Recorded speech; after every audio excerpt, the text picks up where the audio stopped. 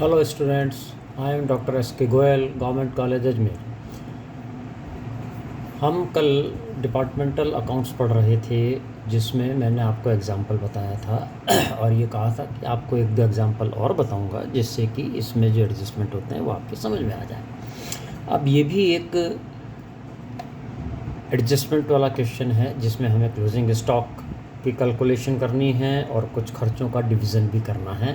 कुछ extra ordinary items हैं जिनका एडजस्टमेंट भी हमें करना है। एग्जांपल इस तरीके से है, Hanuman departmental store private limited के ABC तथा सामान्य प्रशासन नामक 4 विभाग हैं। निम्न सूचनाओं से 31 मार्च 2019 को समाप्त होने वाले वर्ष के लिए departmental trading and P&L account और एक सामूहिक ट्रेडिंग एंड P&L अकाउंट बनाएं। तो सामूहिक तो कोई विशेष बात नहीं है, डिपार्टमेंटल अकाउंट आप बनाएंगे, सामूहिक तो टोटल बनेगा, टोटल में कोई प्रॉब्लम नहीं होनी चाहिए। आपको जो इन्फॉर्मेशन दी गई है वो इस प्रकार से है। 3 डिपार्टमेंट ABC, ओपनिंग स्टॉक आपको तीनों डिपार्टमेंट के दिया हुआ है, 3 लाख, 2 लाख, 4 लाख। परचेजेस तीनों डिपार्टमेंट की दी हुई हैं, 28 लाख, 30 लाख और 16 lakh. Sales actual selling price पर आपको तीनों डिपार्टमेंट की दी हुई है, 31 लाख 80 हज़ार, 32 लाख 30 हज़ार, 21 लाख 15 हज़ार। GP रेट यानी gross profit rate on normal selling price, ये इम्पॉर्टेंट लाइन है। जो ग्रॉस प्रॉफिट रेट है वो नॉर्मल सेलिंग प्राइस पर है। डिपार्टमेंट A के लिए 20%, B के लिए 25%, C के लिए 30%। वर्ष के दौरान कुछ आइटम्स सामान्य विक्रय मूल्य से कम या ज़्यादा पर बेचे गए।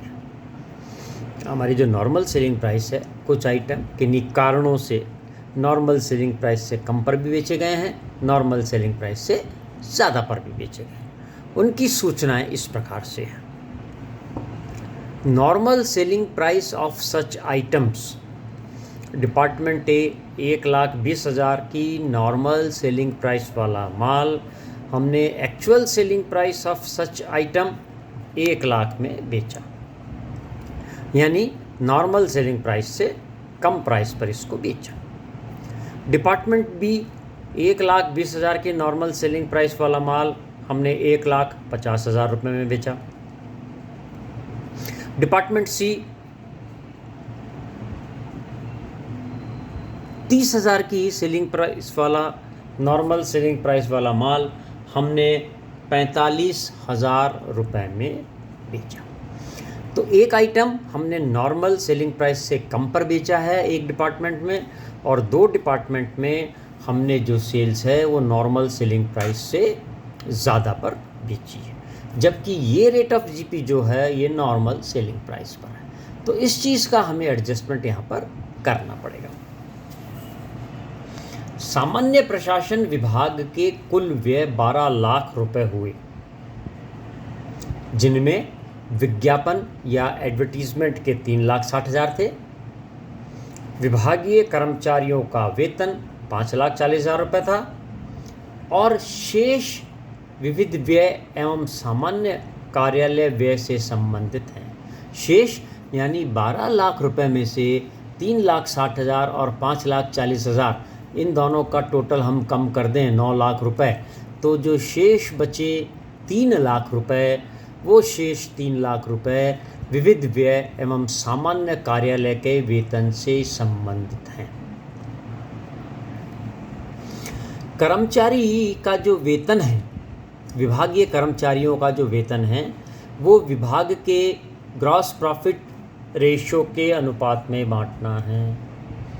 यानी विभागीय कर्मचारियों का जो वेतन है 5,40,000, उनको इन तीनों विभागों में ABC में हमें सकल लाभ के अनुपात में बांटना है। शेष विविध व्यय एवरेज स्टॉक के अनुपात में बांटने हैं।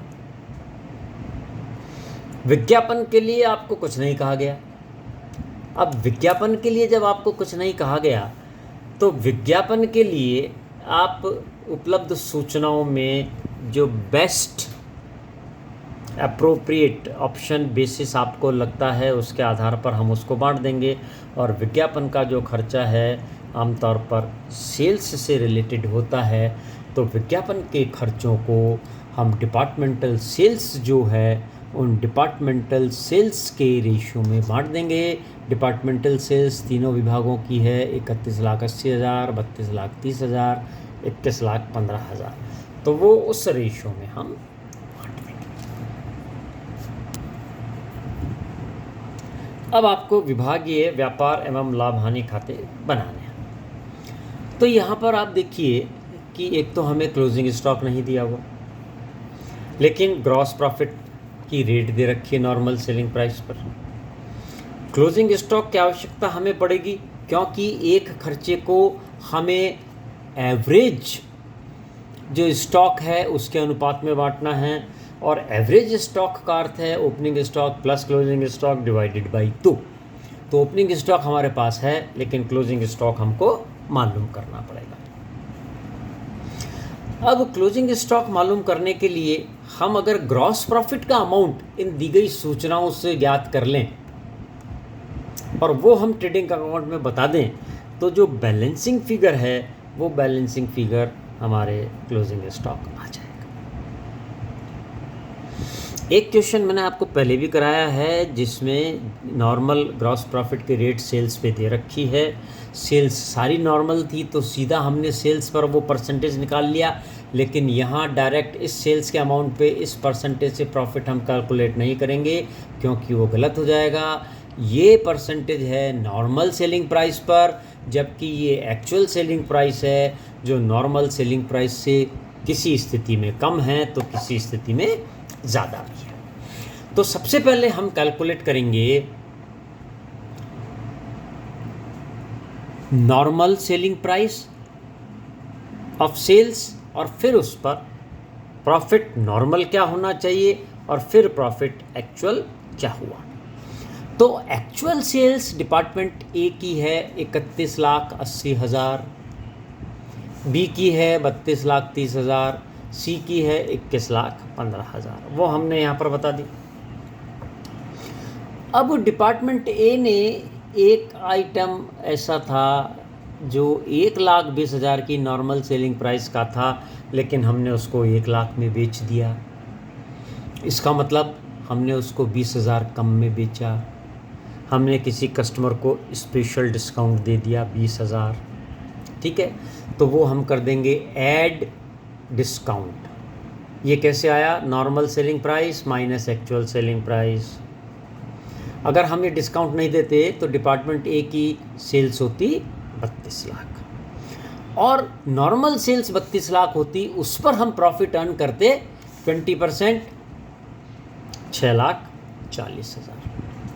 अब 6,40,000 तो हमने अर्न किया नहीं, क्योंकि ये स्पेशल डिस्काउंट दिया, तो लेस स्पेशल डिस्काउंट, तो actual gross profit of department A हो गया 6,20,000।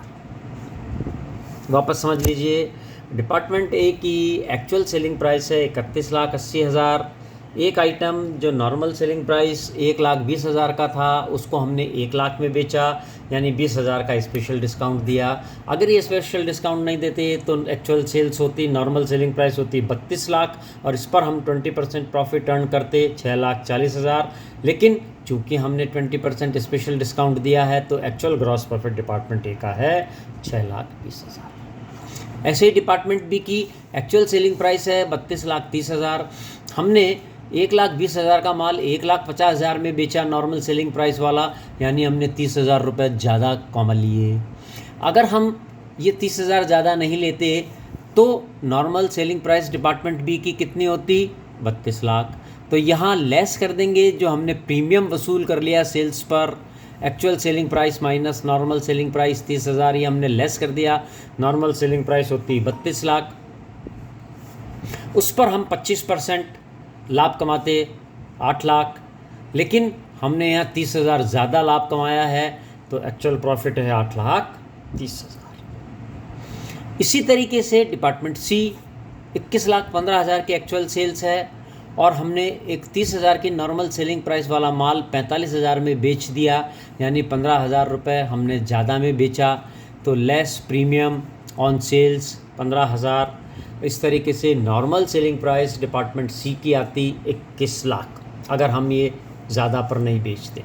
और नॉर्मल सेलिंग प्राइस पर रेट ऑफ जीपी है 30%, तो 21 लाख पर 30% 6,30,000 हम लाभ कमाते, लेकिन वास्तव में हमने 15,000 ज़्यादा लाभ कमाया है, तो 6,45,000 का लाभ कमाया।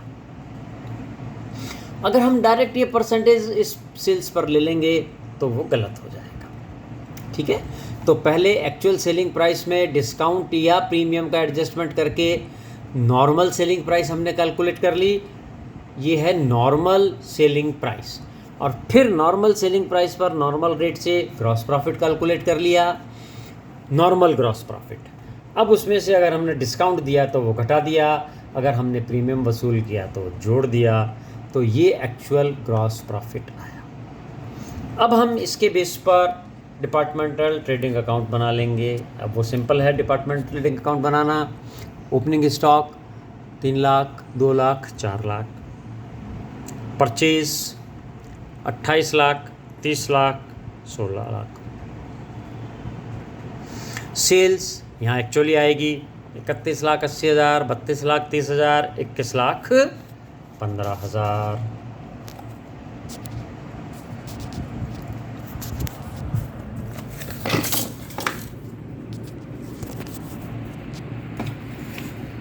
ठीक है, ये यहाँ पर 21,15,000।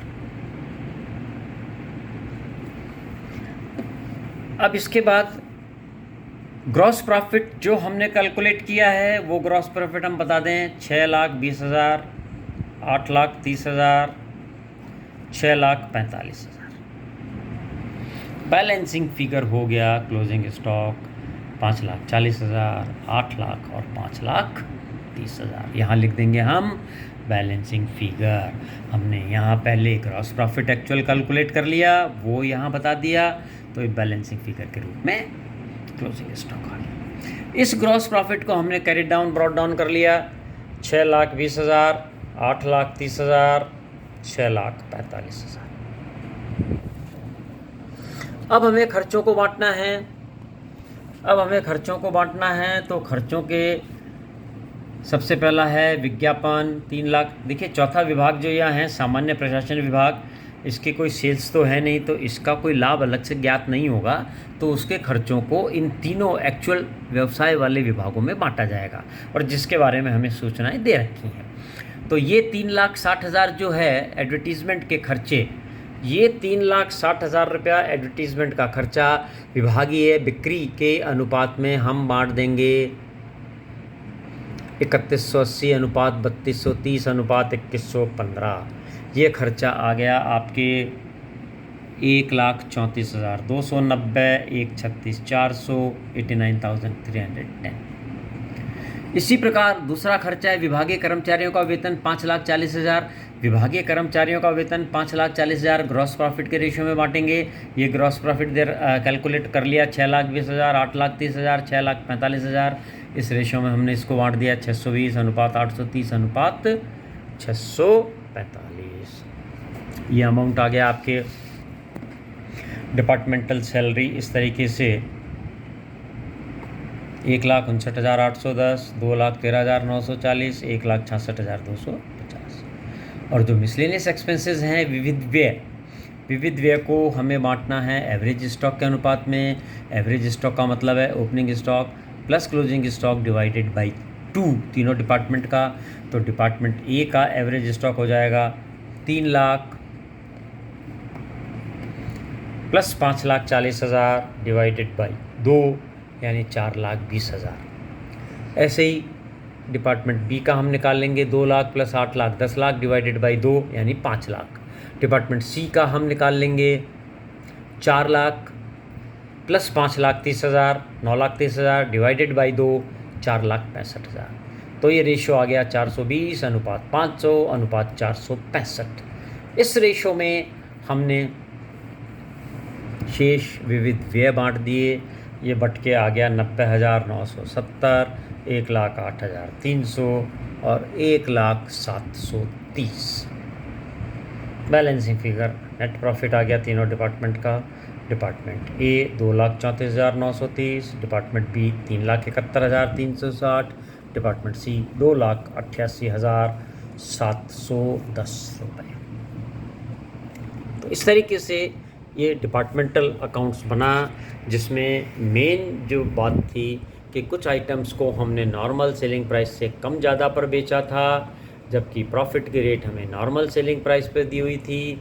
तो एक्चुअल सेल्स से पहले हमने नॉर्मल सेलिंग प्राइस कैलकुलेट करी, उस पर नॉर्मल प्रॉफिट निकाला, फिर डिस्काउंट प्रीमियम का एडजस्टमेंट करके एक्चुअल ग्रॉस प्रॉफिट निकाला, बैलेंसिंग फिगर क्लोजिंग स्टॉक निकाला, उसके आधार पर एवरेज स्टॉक निकाला जिसमें कुछ खर्चे बांटने थे, फिर ये तीनों खर्चे दिए गए।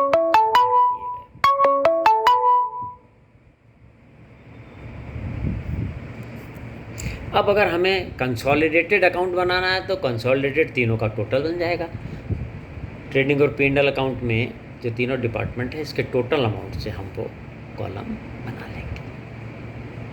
ठीक है, कल एक क्वेश्चन और कराऊंगा मैं जो थोड़ा अलग नेचर का होगा, उसके बाद फिर हम नया चैप्टर देखेंगे। Thank you.